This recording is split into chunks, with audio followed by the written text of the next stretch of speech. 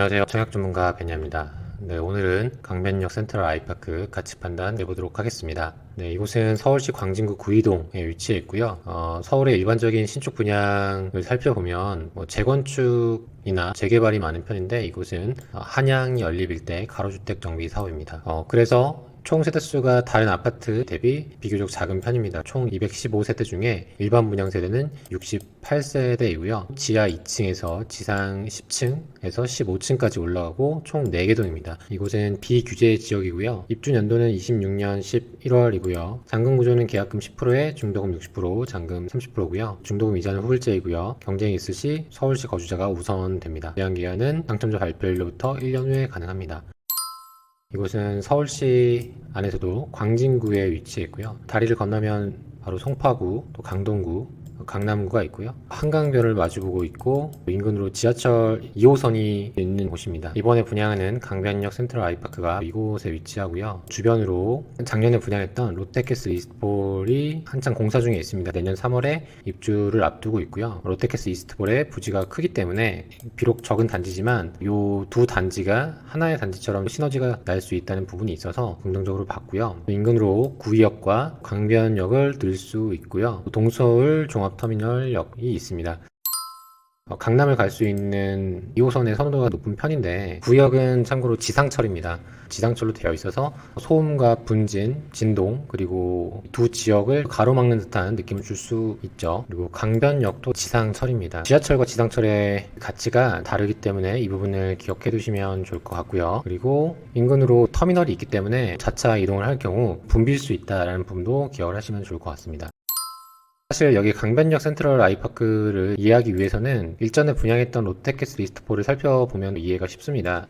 그 뒤편으로 술집이나 노래방 이런 것들이 있다 보니까 조금 고민되는 부분이 있었고요. 그럼에도 괜찮다고 생각했던 부분은 2호선 역을 끼고 있는 신축 대단지이면서 최고층의 높이가 이렇게 48층까지 올라가다 보니까 일부 동들은 이 한강 조망이 가능하다는 부분들이 있었습니다. 무엇보다 긍정적으로 봤던 부분이 서울의 대장 지역 중에 한 곳이 바로 잠실이죠. 다리를 건너면 잠실인데 아파트 가격이 꾸준히 거래가 되면서 조금씩 올라주는 추이기 때문에 강변도 반사이익을 받을 것이라 생각이 들어서 그때 당시에 긍정적으로 봤었고요. 당시에 롯데캐슬 이스트폴의 일반 공급 경쟁률은 높게 나왔습니다. 최저 가점은 69점, 최고 점수는 74점, 79점까지 나왔었고요. 420건 모집에 4만 건가량 들어왔기 때문에 굉장히 흥행한 청약 단지였습니다.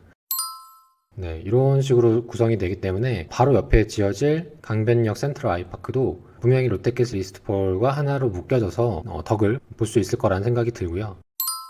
이번에는 한번 홈페이지를 보도록 하겠습니다. 이 아파트의 단지 배치도를 보면 다음과 같습니다. 총 4개의 동이 있고요. 101동부터 102, 103, 104동으로 되어 있고 25평부터 또 34평 그리고 49평형까지 고루 평수가 배정되어 있습니다. 다음으로 동호 배치도를 보도록 하겠습니다. 회색 빛깔이 조합원들이 계약한 세대고요. 일반 공급되는 세대는 저층으로 배정되어 있는 걸 볼 수 있습니다. 한강 조망이 되는 세대가 그 프리미엄이 굉장히 있을 텐데 고층에 배정이 된다 하더라도 한강 뷰를 시원하게 보기는 어렵지 않을까 생각이 듭니다. 34평 A타입은 포베이에 판상형으로 되어 있고 84A의 발코니 확장 금액이 2,200만원인데 발코니 확장 위치를 보면 거실하고 주방만 되어 있습니다. 침실 1번하고 2번의 발코니 확장이 별도로 없는 게 아닐까. 애초부터 이 공간은 없는 걸로 이해가 됩니다. 이 부분은 확인을 해보셨으면 좋을 것 같고요. 실제 그렇다고 한다면 이 2,200만원이 조금은 비싼 금액으로도 보여집니다. 그리고 단지 배치도를 보면 한 이쯤이 롯데캐슬 이스트폴이고요. 이쪽이 구의역 그리고 이쪽이 한강 쪽이거든요. 그래서 향을 보면 이쪽 향들이 서양에 가까워서 좀 아쉽다는 생각을 합니다. 그런 부분이 있고요. 이제는 B타입을 보도록 하겠습니다. B타입은 포베이 판상형으로 되어 있고 이곳은 102동, 103동에 위치했고 향이 약간 서양에 가까운 것처럼 보여지고요. 여기도 발코니 확장 위치가 거실, 주방, 현관인데 침실 두 곳이 포함되지 않은 걸 보면은 이 부분도 발코니 확장이 아예 안 되는 부분이라고 보여지는데 한번 확인이 필요합니다. 84C는 타워형이고요. 이 타워형은 이렇게 되어 있고 향 측면에서는 조금 더 남향에 가까워 보이고 백일동이나 백사동의 고층이라면 한강뷰를 볼 수 있는 위치라고 보여지는데, 백일동의 84C 최고층은 9층이고 백사동의 최고층은 8층이기 때문에 앞에 있는 건물에서 대부분 막힐이라 생각이 듭니다. 39평형 5베이 방이 굉장히 많네요. 판상형인데 여기도 확장을 보면 총 비용은 3,400만 원인데 거실에 주방 그리고 침실 2개입니다. 이쪽 공간은 애초부터 없는 공간으로 보여집니다. 동배치를 보면 백일동, 백이동이고 향은 남향에 가까운 괜찮은 향이고요. 백일동의 최고층은 6층입니다. 그래서 한강뷰를 보기는 좀 어려울 것 같고요. 지금 이렇게 사이버 모델하우스를 보면 경사가 있을 수 있구나 라는 부분을 기억을 하시면 좋을 것 같습니다. 그리고 이렇게 마담하게 단지 구성이 되어 있고요. 이쪽이 롯데캐슬 이스트폴이고 이쪽이 강변역 센트럴 아이파크입니다.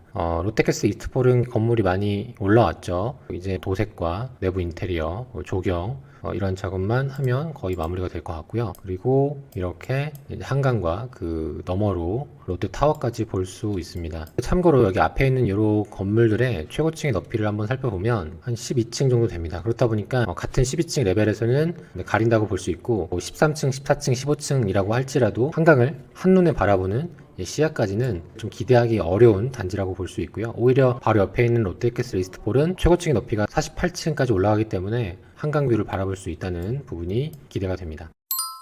아파트 이름명처럼 이 강변역이 도보로 근거리에 있는 것은 아닙니다. 어느 정도 걸어가야 하기 때문에 기억하셔야 하고요. 현장에 가신다면 확인하셔야 할 부분이 강변역이 얼마나 걸리는지 걸어서 가보시는 걸 추천드리고요. 그리고 주변에 경사나 이런 것들은 있는지, 그리고 한강이 과연 쾌적하게 보일 수 있는지, 그리고 한강까지 걸어가는데 도보로 얼마 정도 걸리는지도 한번 확인을 해보시면 좋을 것 같습니다. 그리고 여기 일반적으로 말하는 구이동은 이쪽에 있거든요. 광진구 내에서는 아파트가 많고 또 학군도 괜찮고 부모님들이 선호하는 동네여서 여기에서 여기까지도 얼마나 걸리는지 걸어서나 또 차를 타고 이동해 보시는 걸 추천드립니다. 34평 A타입 내부 모습입니다. 지금 방 2개, 거실, 안방이 있는데요. 방을 한번 먼저 보면요. 실제로 이 방 위치에 저희 딸이 방을 쓰는데 책장이나 옷장이나 또 침대까지 놓고도 약간의 여유 공간이 있거든요. 근데 지금은 침대하고 일부 장난감만 있는데도 어느 정도 꽉 차 있는 걸 보면은 공간이 작게 느껴집니다. 자, 이제는 거실입니다. 거실은 발코니 확장 라인이라고 써 있는 거 보면 여기는 이제 발코니 확장이 된 걸로 보여지고요. 여기는 백일동 고층 기준으로 구현한 거라고 되어 있습니다. 그리고 주방창에 있는 거 꼭 확인하셔야 되고, 또 안방은 일반적인 모습으로 되어 있습니다. 마지막으로 130 타입 보겠습니다. 39평이고요. 쾌적한 느낌이 드는 게 사실이고요. 그리고 주방이 굉장히 넓고 주방창도 있고 또 방이 개수가 많은 걸 볼 수 있는데요. 네, 이렇게 해서 강변역 센트럴 아이파크 홈페이지까지 봤고요. 그러면 한번 금액을 보도록 하겠습니다. 34평 A타입 금액은 5층 기준으로 12억 7천만 원 정도 되고요. 계약금 10%인 1억 2,700만 원을 계약과 동시에 납부를 하셔야 하고, 그리고 중도금 60%가 대출이 가능합니다. 그래서 이 부분은 대출로 읽힐 수 있고, 다만 잔금 시점에 이자를 납부해야 한다는 부분을 생각하셔야 합니다. 거진 7억 2천 정도 대출을 받는 거기 때문에 이자 비용도 못해도 한 5천만 원 나오지 않을까 생각이 듭니다. 그리고 잔금 30%는 입주 지정일 날 납부를 하셔야 하고요. 지금 공급되는 세대수의 가장 높은 타입이 84C의 10층이 가장 높고요. 나머지 타입들은 대부분 5층 또 7층이 최고층입니다. 대부분 이렇게 저층으로 배정이 되어 있고, 84C는 고층이 있지만 또 타워형이어서 이 부분이 상쇄되어져 보이고, 84C의 고층을 배정받는다 할지라도 큰 메리트가 있는 위치가 아니어서 저층이라도 판상형을 하는 게 더 낫지 않을까 생각을 했고요. 그리고 발코니 비용은 한 2천만 원에서 3천만 원 사이인데, 작은 방이 애초부터 발코니 확장이 없는 형태의 단지로 확인이 됩니다. 그러면 일반적인 발코니 확장 비용보다는 다소 좀 비싼 게 사실이고요. 그렇다 할지라도 발코니 확장은 일단 하시는 건 추천드립니다. 마지막으로 예상되는 프리미엄과 자금 계획을 말씀드리도록 하겠습니다. 롯데캐슬 이스트폴이 분양했을 때는 이 단지를 괜찮게 봤습니다. 실제로 결과도 좋게 나왔었고요. 그런데 이 강변역 센트럴 아이파크가 분양한다고 했을 때는 조금 고민은 됐었습니다. 왜냐하면 일반적으로 이렇게 세대수가 작은 단지들은 잘 눈에 띄지가 않습니다. 사람들의 관심이 그렇게 크지 않고요. 그리고 무엇보다 재개발이나 재건축으로 출발한 게 아니라 가로주택 정비 사업으로 시작을 했다 보니 완성도나 퀄리티 측면에서 일반적인 아파트보다 조금 부족한 부분이 있을 수 있거든요. 그래서 세대수가 작은 것, 그리고 가로주택 정비 사업이라는 측면으로 봤을 때 일반적인 아파트 금액과 딱 일치해서 보기에는 좀 아쉬울 거란 생각을 했습니다.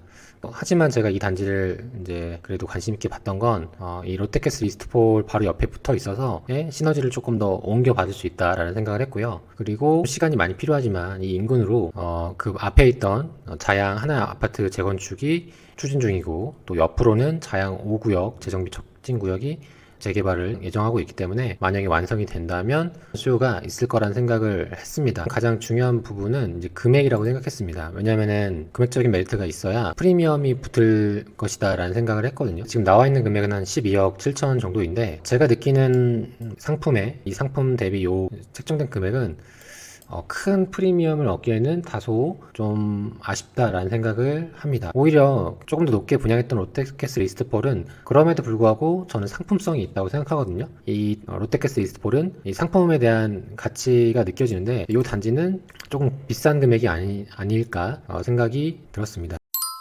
강백역 센트럴 아이파크의 정리를 해보면, 장점은 인근으로 2호선 구의역과 강백역을 누릴 수 있다. 그리고 롯데캐슬 이스트폴과 이렇게 하나의 블록으로 묶여서 사람들이 관심을 가져볼 수 있다. 길 건너 잠실이 올라준다면 반사이익을 얻을 수 있다. 입주 시점이 한 2년 반 정도 남았기 때문에 처음에 들어가는 내 돈이 한 1억 2천 정도로 비교적 소액으로 투자를 할 수 있다, 이런 부분이 있을 것 같습니다. 하지만 단점은 일단 세대수가 작다, 그리고 가로주택 정비 사업으로 출발을 해서 품질의 완성도 측면에서 일반 아파트 대비 좀 부족함이 있을 수 있다. 그래서 저는 가로주택 정비 사업이나 모아타운로 완성된 아파트의 품질을 큰 기대를 하지 않습니다. 너무 빠르게 진행한다는 것은 그만큼 완성도 측면에서 조금 부족할 수도 있다는 거거든요. 그리고 강변역까지 도보로 가기에 완벽히 가까운 거리는 아니다. 그리고 길 건너 맞은편에 구이동이 있는데, 물론 오래된 구축이어서 그런 부분은 굉장히 불편한 건 사실이지만 이 주변에 학군이 좋고 또 학원가가 형성되어 있어서 아이를 키우는 엄마 입장이라면 오히려 인테리어를 하고 이쪽 구축에 가는 선택을 할 수도 있다, 그런 생각을 해보았습니다.